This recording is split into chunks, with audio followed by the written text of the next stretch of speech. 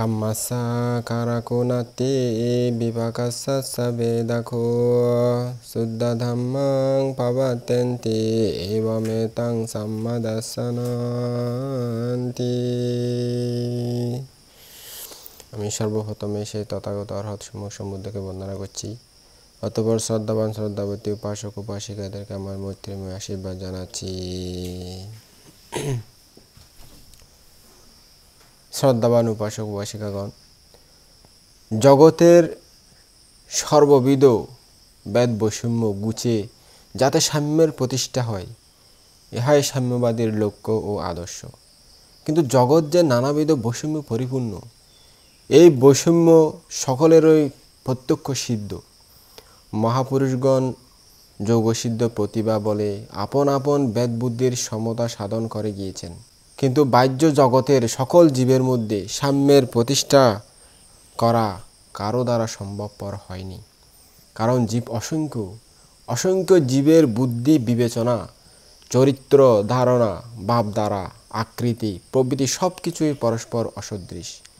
বিশ্ব প্রাণীর মধ্যে দেহজগৎ ও মনোগত বৈষম্য, এইরূপ বিষম বৈষম্য রয়েছে যে দুটি প্রাণীকে একরূপ কখনো দেখা যায় না।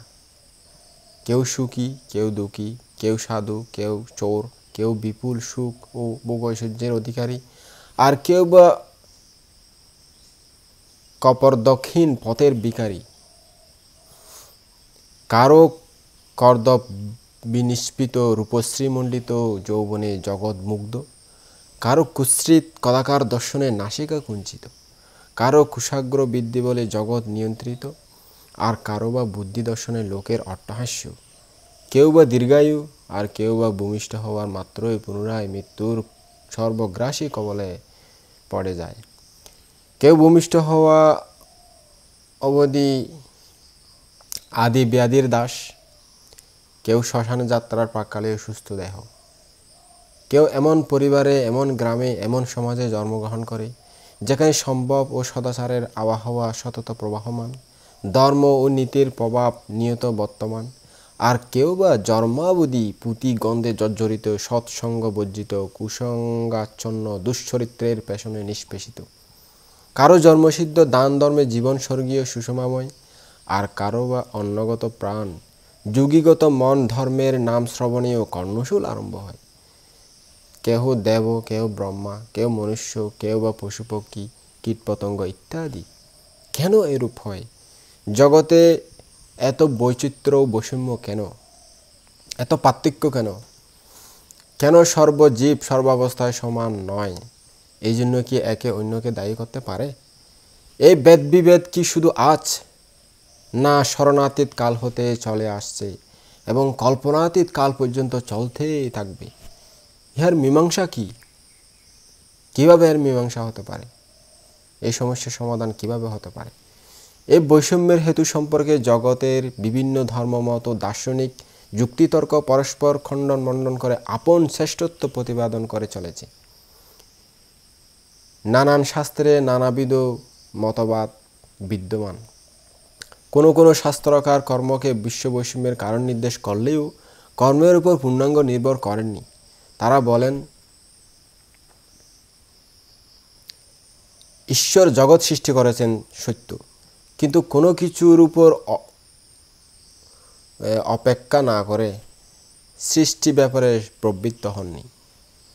ঈশ্বর জীবের সঞ্চিত কর্ম বা অদৃষ্টের প্রতি লক্ষ্য করেননি, বৈষম্য সৃষ্টি করে থাকেন।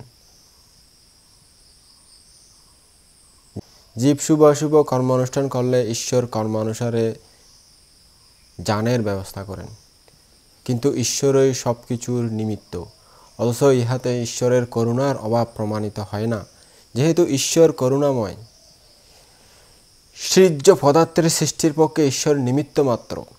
যেহেতু সৃজ্য জীবের শক্তি অর্থাৎ কর্মই সৃষ্টির প্রধান কারণ, এখানে নিমিত্ত শব্দের অর্থ কি এই যে কর্ম ও ফল বিধাতার নির্দিষ্ট বিধান ছাড়া কোনো কিছুই করতে পারে না, বা কর্ম ঈশ্বরের নির্দিষ্ট বিধান মতে ফল প্রদান করে।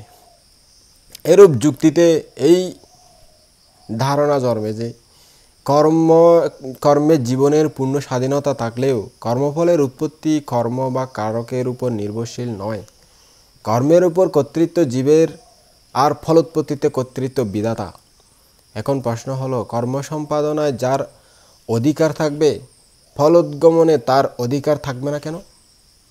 তাই যদি হয়, কর্ম ফলের স্বতঃসিদ্ধি অস্বীকৃত, পরতন্ত্রতা ও মুখাপেক্ষিতা আবশ্যক হয়ে পড়ে, কর্ম ও ফল সম্পূর্ণ পরাধীন। তাহলে অধ্যবসায়, সাধনা, আত্মনিষ্ঠা ও পুরুষাকার অর্থহীন হয়ে পড়ে। জানি না কর্মবাদে পরাধীনতা থাকতে পারে না। আপনার কর্মের ফল প্রাপ্তি যদি অপরের অভিলাষের উপর নির্ভরশীল হয়, তাহলে কর্মতত্ত্বের মূল্য বা গুরুত্ব কোথায়? ঈশ্বর, জগৎ, জীব, সৃষ্টি, আত্মা, আদি অনাদি ইত্যাদি তত্ত্ব সম্পর্কিত মতবাদ বহুল শাস্ত্রে জগতে বহু প্রচারিত। কিন্তু দেখা যায় এই সকল তত্ত্বমূলক চিন্তাধারা প্রায় পরস্পর বিরোধী, অর্থাৎ একটির পক্ষ অন্য পক্ষ কোনোদিন সমর্থন করে না। তার নিজেরটাই সত্যি বলে প্রচার করে থাকে, অন্য সকলগুলো মিথ্যা এরকমভাবে প্রচার করে। পরস্পর বিরুদ্ধ হওয়া অস্বাভাবিক নয়। কোনো অমূলক বা ভিত্তিহীন অবস্থায় কোনো বিষয়ের সত্যতা নির্ধারণ করতে গেলে যত চেষ্টাই করা হোক না কেন, প্রায়ই অপ্রতিষ্ঠিত হয় এবং চিন্তাধারায় বিরোধ ও পার্থক্য জন্মে। এক চিন্তাধারা অন্য চিন্তাধারার সিদ্ধান্ত মেনে নিতে রাজি হয় না। অধিকন্তু এক শাস্ত্রাকার অন্য শাস্ত্রাকারের মতবাদকে সমূল উচ্ছেদ সাধনেও প্রয়াস পেয়েছেন। এই সকল পরস্পর বিরুদ্ধ চিন্তাধারার সাধারণ মানুষ বুদ্ধি বিভ্রান্ত ও বিমোহিত হয়, অর্থাৎ তারা বুঝতে পারে না কার মন্তব্য সত্য, কার মতবাদ অনুযায়ী চললে সঠিকভাবে চলা যাবে, সেটা তারা বুঝতে পারে না। তাই এইসব ভাব লক্ষ্য করে একজন দার্শনিক বলেছিলেন, কে সিজিল এই বিশ্ব সিজিল কেমনে, সংসার আদি কি অনাদি, যে করে প্রশ্ন আর যে দেয় উত্তর, জানিবে উভয়ে ভ্রান্ত যুগ যুগান্তর। তথাগত বুদ্ধ এ জাতীয় প্রশ্ন উত্তরের সম্মুখীন হয়ে মাল্যঙ্কপুত্র ভিক্ষুকে বলেছেন, হ্যাঁ মাল্যঙ্কপুত্র, আমি যে ধর্ম প্রচার করেছি, যে পথ প্রদর্শন করেছি এবং যেসব উপদেশ তোমাকে প্রদান করেছি, তা জীবনে সম্পূর্ণ আয়ত্ত করো, এর অনুসরণ করো। লোকচিন্তার জটিলতার মধ্যে যেও না, লোকচিন্তা অনর্থকারী। যারা এইসব চিন্তা করবেন তাদেরকে পাগল ও অনুশোচনাগ্রস্ত হতে হবে। তারা এই সকল চিন্তা করে সংসার দুঃখের শৃঙ্খল শক্ত করবেন মাত্র, কিন্তু দুঃখের অবসান করতে পারবেন না। মনে করো, হ্যাঁ মাল্যঙ্কপুত্র, কোনো এক ব্যক্তির বুকে বিষাক্ত তীর বিদ্ধ হয়েছে, তার সর্বাঙ্গ তীরের বিষে জর্জরিত। তার আত্মীয় স্বজন, বন্ধুবান্ধব, ডাক্তার, বৈদ্য উপস্থিত হয়ে তার শরীর থেকে বিষবিদ্ধ তীরটি বের করার জন্য সব কিছু রেডি করলো। এমন সময় যদি সে বলে, আমি ততক্ষণ পর্যন্ত স্বর, আমার এর ভিতরে যে তীর ঢুকেছে সে স্বরটি উৎপাদন করতে দিব না, অর্থাৎ তুলতে দিব না, বের করতে দিব না, যতক্ষণ পর্যন্ত জানতে আমি পারি না যে স্বর বিদ্ধকারী ব্যক্তি কি ব্রাহ্মণ, কি ক্ষত্রিয়, নাকি বৈশ্য, নাকি শূদ্র, অর্থাৎ তিনি কোন জাতির,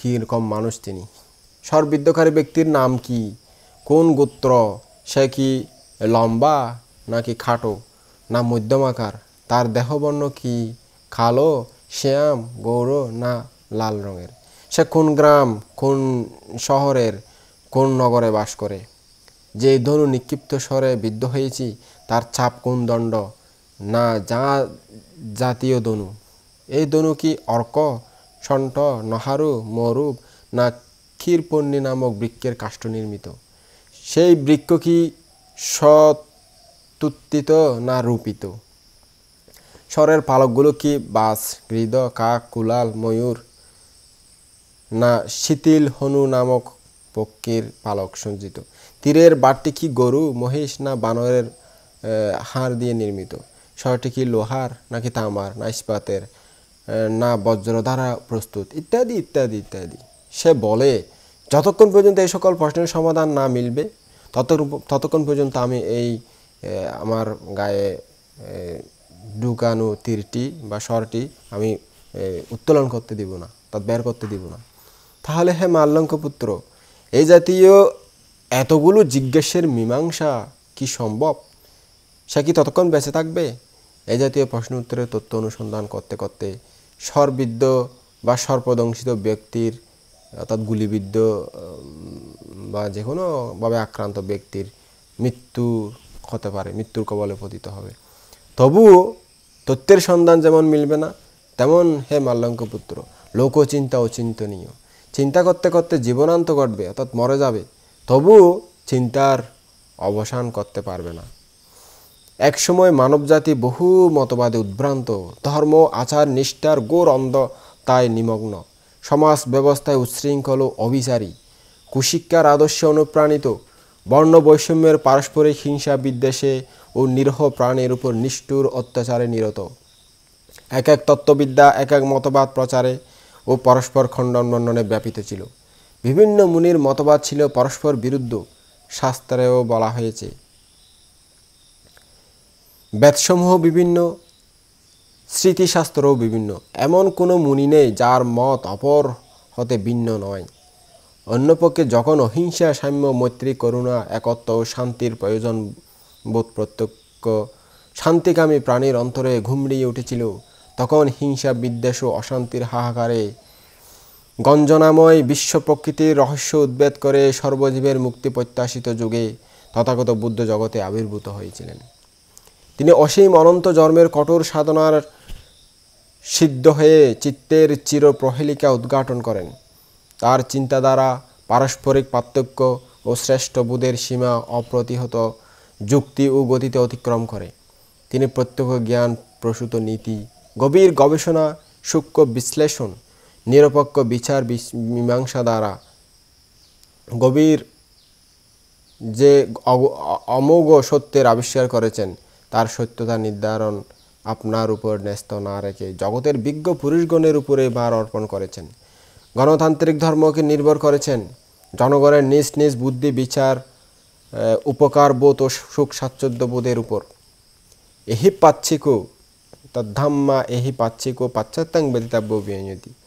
তিনি যে ধর্ম আবিষ্কার করেছেন, যেই ধর্ম যে মুক্তির প্রচার ও প্রদর্শন করেছেন, উহা তারই প্রত্যক্ষ ধর্ম, ত্রাসিত পথ, তারই অধিগত মুক্তি, উহা কল্পনা প্রসূত নয়। জগতের বিজ্ঞ পুরুষগণকে ইহা অন্ধভাবে গ্রহণ না করে আপন আপন প্রতিভা, যুক্তি, তর্ক, বিবেক, বুদ্ধি ও প্রত্যক্ষ প্রমাণ দ্বারা পর্যবেক্ষণ করে আগুনে সোনাকে পরীক্ষা করে লওয়ার ন্যায় সত্যতা পরীক্ষা করে নেওয়ার জন্য নির্ভীক উদাত্ত কণ্ঠে আহ্বান জানিয়েছেন। বারমাদিকা শ্রদ্ধার সহিত মেনে নিতে কিংবা বিনা পরীক্ষায় বর্জন করতে নিষেধ করেছেন। তথাগত পরমত অসহিষ্ণুতা ও পরনিন্দার নীতিকে সর্বদা ঘৃণা করতেন। আপন মতের প্রাধান্যবোধ ও পরমতের খণ্ডন মণ্ডনকে নিজ ধর্মমতে স্থান দিয়ে নিজেকে শ্রেষ্ঠ বলে প্রতিপন্ন করতে চাননি। যেমন বহু শাস্ত্রকার পরমত খণ্ডন করতে গিয়ে আপন শাস্ত্র গ্রন্থের কলবর বৃদ্ধি করে নিয়েছেন, বরং তিনি বলেছেন, ইদা মে ওয়াসাসা মৌগাইয়াং, অর্থাৎ আমি যে ধর্ম আবিষ্কার করেছি, যে মত, যে পথ প্রচার করেছি, তাই জগতে শ্রেষ্ঠ, অমোঘ। আর অপরে যা করেছেন তা মিথ্যা, মৌঘ, হীন, নীচ, নিঃসার। এরূপ বাপ উক্তির সদা সর্বদা বর্ষণাপূর্বক কঠোর শাসন করতেন তিনি। উহা কখনো সহ্য করতেন না। তার শাস্ত্রগ্রন্থ অলৌকিক দৈব নির্দেশিত নয়, ভগবত প্রেরণায়ও নয়, রচিত নয়, ভগবানের প্রেরণায়ও রচিত হয়নি। তার দুস্থ জীবকুল মাঝে আধ্যাত্মিক সাধনায় সৃজিত শক্তির পূর্ণত বিকাশ ও শান্তির বিবরণ বলে দেয় এবং অন্ধ অচলায়তন প্রাণীর নৈতিক অবনতি ও ধ্বংসের প্রতিরোধ সূচক বিজ্ঞপ্তি প্রচার করে। ইহাতে স্বাধীন চিন্তা, জগতের সত্য স্বরূপ উপলব্ধি ও নিরপেক্ষ অনুশীলন দ্বারা আত্মোন্নতি সাধনার ওই নীতি নির্দেশিত। রোগ যন্ত্রণা নিবৃত্তির জন্য বিজ্ঞান গবেষণায় ওষুধ আবিষ্কারের ন্যায় এই ধর্ম জাগতিক দুঃখ বেদনা অপনোদন করে সাধনাপূর্বক উপায় উদ্ভাবন মাত্র। তথাগত বুদ্ধ জগতের কোনো মত বিপ্লব কিংবা বাকবিতণ্ডায় উপনীত না হয়ে সর্ববিধ মতের মধ্যস্থতা অবলম্বনপূর্বক মধ্যম পথ দেশনা করেন। তার উপদিষ্ট ধর্ম তুচ্ছ তাচ্ছিল্যপূর্বক কোনো নীচ পতিত ব্যক্তি বা সমাজকে তো নয়ই, এমনকি মহাপাপীকেও অনন্ত নরকের ভয় প্রদর্শন করে না, বরং একান্ত মৈত্রী করুণায় প্রণোদিত করে, তার মহাচ্ছন্ন মন হতে মহাবরণ উন্মোচন করে, শক্তি উপার্জন করবার যুক্তিসঙ্গত উপায় বলে দেয়, যেন সে একদা আত্মচেষ্টায় সত্য অবগত হয়ে অনন্ত সুখের অধিকারী হতে পারে। তার আবিষ্কৃত ধর্ম সর্বাবস্থায় মধ্যবিন্দু বা জ্ঞান মার্গ এবং প্রদর্শিত নীতি সম্পূর্ণ দর্শন, বিজ্ঞান ও গণতন্ত্র সম্মত। ইহা কোনো অবুদ্ধ অতি নৈসর্গিক পুরুষ কিংবা সৃষ্টির কর্তার হেতুহীন ইচ্ছা বা প্রত্যাদেশমূলক নয়, প্রত্যাদেশবাদও নয়। কোনো ঈশ্বর কিংবা তার প্রেরিত প্রতিনিধি কর্তৃক যে সত্য বিশেষ অনুগ্রহীত বা নির্বাচিত কারো নিকট প্রকাশিত বা প্রত্যাদিষ্ট হতে পারে, এরূপ কল্পনা এই ধর্ম সম্পূর্ণ অগ্রাহ্য করে। দুঃখ নিরোধ ও দুঃখ নিরোধের উপায় সম্যক উপলব্ধি করে সর্বদুঃখের কবল হতে